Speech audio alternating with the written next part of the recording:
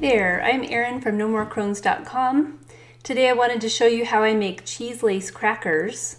This is a really great recipe because it only uses cheese and a little bit of oil, so it's great for people who are beginning the diet if they're able to tolerate cheese, and it's also great for us longtime followers of the Specific Carbohydrate Diet because it's so versatile. You can use it in place of chips, for nachos, or dipping guacamole. Just by themselves, they're really great. I love to bring them places with me because they hold up really well. So quickly, I will show you how I make cheese lace crackers. You can find the recipe for this on our website under, I believe it's the snack section. So what I have here is I've got my grater. I've been grating some cheese. I'm using sharp cheddar cheese for this. I've noticed that either cheddar or jack work the best for making these cheese lace crackers because they don't have as much moisture as, say, Colby Jack, which I've tried before and not really had great success with. So actually parmesan would work really well as well. So I've grated cheese. We want to use, on the diet, we want to use freshly grated cheese because the pre-grated cheeses contain starches. So I have grated a bunch here. I want to show you two ways to make these crackers. I have avocado oil, which I like to use because it can stand high heats really well, and it has a mild flavor, so I don't taste it on the cheese lace crackers at all. So I'm going to pour maybe about half a tablespoon onto this pie plate. I really like using a pie plate because this also can stand the high temperatures that I'm going to be putting it under in the microwave. It'll be in there for 2 to 3, maybe 4 minutes.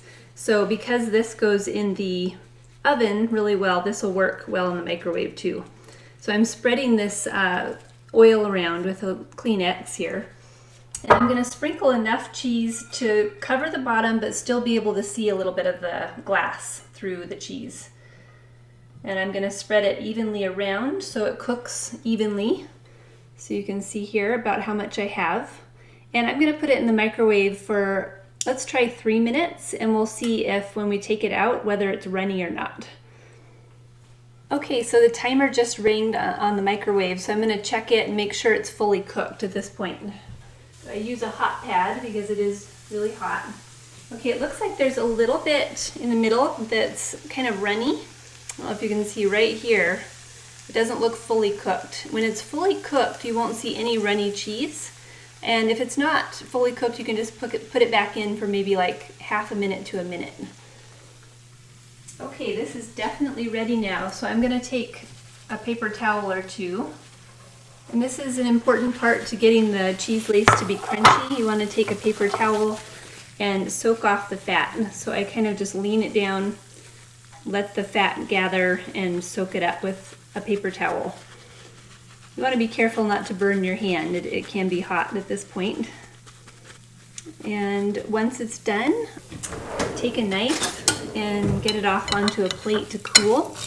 And when it's cool all the way, that's when you know that it'll be crunchy and ready to crack into pieces. Now let me show you another way I like to do it here. I like to use a pan also. So I have kind of a medium-sized pan, and I'm going to put about the same amount of oil that I did before, maybe about half a tablespoon to a tablespoon. And we're going to heat it up and spread that oil around on about medium heat on the stove. And then I'm going to sprinkle cheese on here about the same amount so that you can see some of the pan, but it's still thick. And make sure it's spread evenly around. I'll show you here how much I have. And I'm going to cook that for a few minutes until it looks like this does when it was all cooked, which is nice and crackly with no runny cheese in there. And we'll cook that, we'll turn off the heat and soak off the fat. And we'll have our other version, which is good for if you don't want to use a microwave to cook things or you don't have a microwave handy. So I'll show you the result of that in a minute. So with the pan method of making these, you want to make sure that it doesn't burn. So you want to adjust the heat accordingly. If you see that it looks like it's getting brown around the edges or it's starting to smell a little bit burned, then you'll want to turn the heat down. And then once it looks like it's crunchy enough to be able to flip it, you're going to flip it one time and let it cook on the other side as well. So it looks like I'm at that point right now, or I can put the spatula around the edges, flip it over here. So I'm going to carefully get it under there. It's not runny, so that's good. That's going to help me flip it. And then I can carefully flip it. So you can kind of see how it looks here. When it's ready to flip, it's kind of shiny and not runny at all. I'm going to cook that for another minute or two. Okay, so it's looking like this is ready to now soak the fat off. So I'm going to turn the heat off of the pan, and we're going to tip it to gather the fat here. And then soak it off. It looks like I might need 2 paper towels for this. Be really careful not to burn your fingers. And sometimes I use the spatula to kind of push it down and get that fat collected off of there without having to get my fingers too close to the hot pan and the hot oil.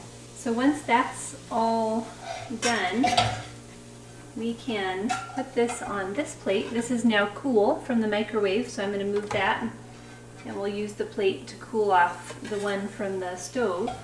So I'll show you how it cracks here.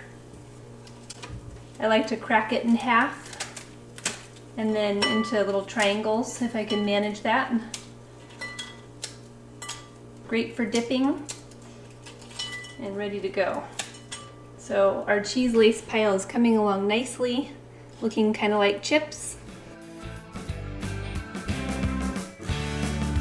Now I wanted to also show you how to make another version of cheese lace, but this one is in the oven, and I'm going to use Parmesan cheese for this one.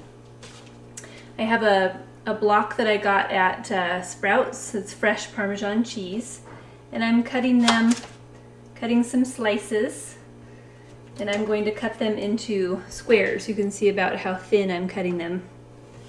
And in the meantime, the oven is preheating to 400 degrees.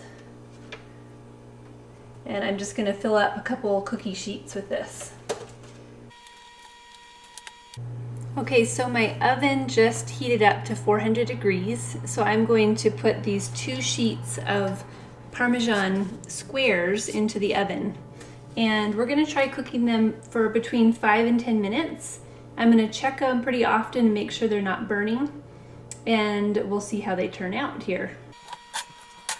Okay, so I got the Parmesan crisps out of the oven, and those worked really well. They have a tendency to get stuck to the parchment paper a little bit, so you might oil the parchment paper first. The best ones came out probably at about 8 minutes for me for that thickness of cheese that I did.